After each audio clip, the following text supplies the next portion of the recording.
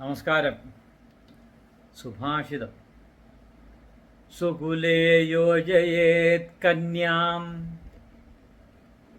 പുത്രം വിദ്യാസു യോജയേത്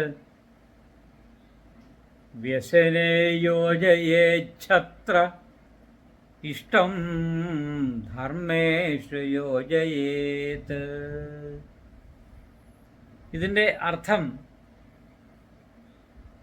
കന്യകയെ നല്ല വംശത്തിൽ അയക്കണം, ആദ്യത്തെ കാര്യം. രണ്ടാമത് പറയുന്നത് പുത്രനെ നല്ലവണ്ണം വിദ്യാഭ്യാസം ചെയ്യിപ്പിക്കണം.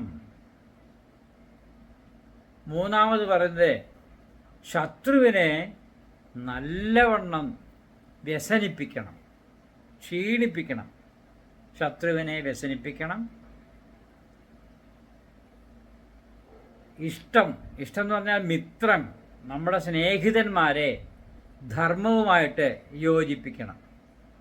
ഇതാണ് ഈ സുഭാഷിതത്തിലൂടെ നമുക്ക് മനസ്സിലാക്കാൻ സാധിക്കുന്നത്. എല്ലാവർക്കും നമസ്കാരം.